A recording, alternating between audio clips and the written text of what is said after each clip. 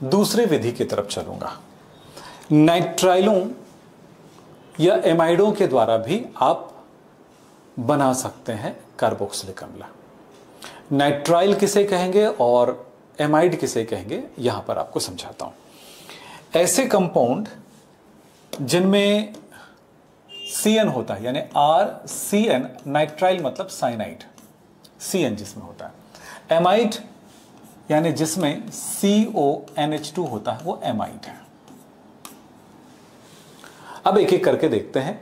इसका जल अपघटन यानी जल से क्रिया कराएंगे तो फिर कार्बोक्सिलिक अम्ल बनेगा। अब ये कैसे बनेगा, स्टेप बाय स्टेप देखें। अपनी कॉपी और पेन लेकर के तो बैठे ही होंगे, नोट करते जाएंगे। चलो, पहला नाइट्राइल या इसको कह सकते हैं साइनाइड के जल अपघटन द्वारा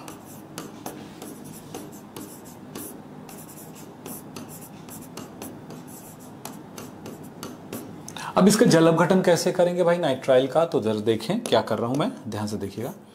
एक कोई साइनाइड है मेरे पास, तो आपको पता होना चाहिए CN लिखने से नहीं चलेगा, इसकी संरचना को ध्यान से देखिए। इसके बीच में ट्रिपल बॉन्ड होता है, यह है एल्काइल नाइट्राइल।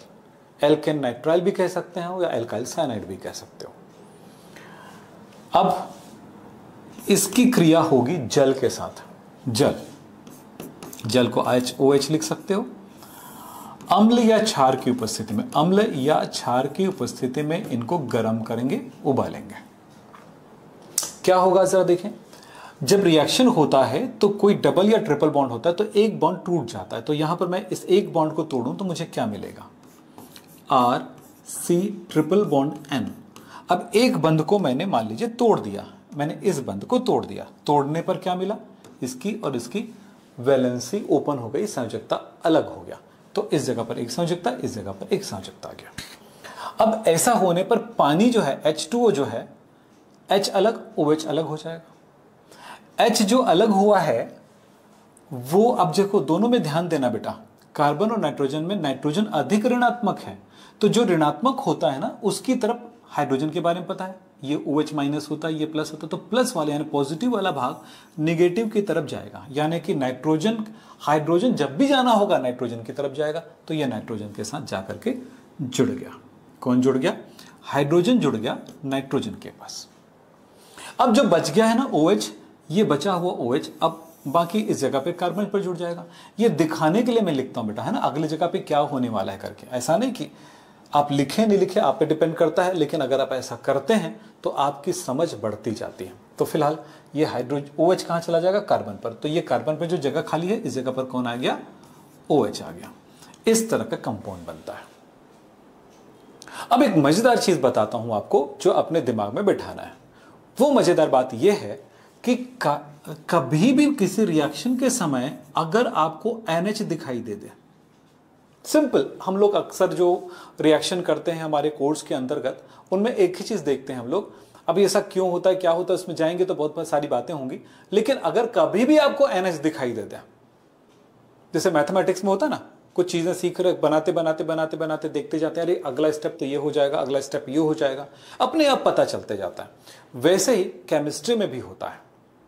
तो जब भी कभी नाइट्रोजन NH दिखाई दे, रिएक्शन के टाइम देखो NH, N के साथ H दिखाई दे और N डबल बॉन्ड कार्बन के साथ जुड़ा हो, यानी कि NH दिखाई दे, सीधे NH आपको दिखाई दे, तो उसका फर्दर रिएक्शन कराना, आगे रिएक्शन कराना पानी के साथ। किसके साथ कराना, पानी के साथ कराना। जब पानी के साथ रिएक्शन कराओगे तो ये देखना कि ये अमोनिया बन के निकलेगा। अमोनिया मतलब होता है NH3। ये कैसे निकल जाएगा, तो ये ऐसे निकलेगा कि ये जो है ना, ये वाला N, ये वाला NH, ये पूरा इसके ये 2H के साथ मिल जाएगा। 2H और ये N क्या निकल गया, देखो तो जरा क्या बन गया, ये बन गया NH, H3, तो यानी निकल गया माइनस NH3। ये NH3 बन के निकल जाएगा। कभी भी NH दिखाई देगा तो पानी से रिएक्शन करा देना अगला स्टेप में, और वो इस तरह से अमोनिया बन के निकल जाएगा। अब जो बचा है उसको आपस में लगा दीजिए। क्या बचा है देखो तो, इधर से बचा हुआ है RC, जो दिख रहा है वही लिख रहा हूं ना, ऐसा कुछ नया नहीं बन जाता अचानक। ये O है, OH है। फिर इधर 2 संयोजकता बच गया देखो, और इधर से ऑक्सीजन बचा है और ऑक्सीजन की संयोजकता भी होती है 2, तो ये ऑक्सीजन इस जगह पे जाकर जुड़ गया। अब देखो क्या बन गया, ये कार्बोक्सिलिक एसिड बन गया। अगर किसी बच्चे को ना समझ में आता है ना कोई चीज, तो लिख लिख के देखो, और अगर जैसे से बताते जाता हूं वैसे कर करके देखो साथ में मेरे। और अगर आप मेरी वीडियोस या मेरी क्लास आगे बढ़ जाती तो थोड़ा वीडियो रोक लो और देखो। सारी क्लासेस इसी तरह से बनाया जाता है कि अगर आपको ना समझ में आए तो भी आप समझ लो कि आपको समझ में आएगा। अगर आपने दोबारा क्लास को ओपन करके मेरे साथ आप लिखते हुए चलोगे, एक एक चीज समझ में आएगा। ये बोलने की आपको जरूरत नहीं है, हाँ मनोरंजन की तरह ऐसे बैठ कर कर देखेंगे तो फिर आपको समझ में कुछ भी नहीं आएगा। इस बारे में हमेशा याद रखें। तो एक रिएक्शन मैंने बना दिया, किससे बनाया, नाइट्राइल या साइनाइड से मैंने बना दिया कार्बोक्सिलिक अम्ल। ये एक रिएक्शन कंप्लीट होता है। अब दूसरे रिएक्शन की तरफ चलता हूं, वो है कि एमाइड से, एमाइड को लिखते हो RCONH2, एमाइड के जल अपघटन द्वारा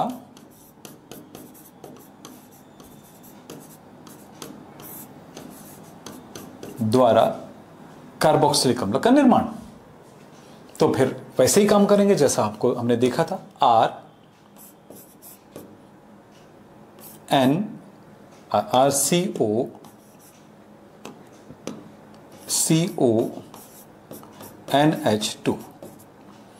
जल अपघटन मतलब जल से क्रिया, जल HOH, ये बहुत आसान है। फिर ये भी अम्ल या क्षार की उपस्थिति में, अम्ल को प्रदर्शित करते हैं हम लोग H+ और क्षार को प्रदर्शित करते हैं OH- से, के द्वारा जल अपघटन कराते हैं, यानी इसको उनके साथ बॉईल कर रहे हैं। बिल्कुल सिंपल सा चीज देखिए, ये कार्बोक्सिलिक अम्ल कैसे बन जाएगा। आप देख रहे हो इसमें NH2 है और ये हाइड्रोजन ले लेगा, ये अमोनिया बन के निकल जाएगा। देखें, देख रहे NH2 और H क्या निकल के बन जाएगा, अमोनिया NH3 बन के निकल जाएगा। बचा क्या आपके पास, देखो तो RCO बचा इधर से, तो RC डबल बॉन्ड O अपनी वैलेंसी बची हुई, क्योंकि इसका छीन के ले गया ना, इसने इसको उठा के ले गया ये NH2 को। अब बचा है ये OH उसी जगह पे जुड़ जाएगा जो जगह खाली हुआ है। तो खाली कौन सा हुआ, इस जगह पे, तो ये OH जुड़ जाएगा। इस तरह से यहां पर भी कार्बोक्सिलिक अम्ल का निर्माण हो गया, RCOOH का निर्माण हो गया। इस तरह से रिएक्शन काफी आसान होता है बना पाना। मेरे क्लास के साथ क्लास 11th में जुड़ना चाहते हैं या क्लास 12th में भी जुड़ना चाहते हैं, या शिक्षक भर्ती का जो एग्जाम हो रहा है उनके लिए केमिस्ट्री की तैयारी करना चाहते हैं, तो किसी भी तरह की तैयारी करना चाहें आप मुझे इस नंबर पर कॉल कर सकते हैं।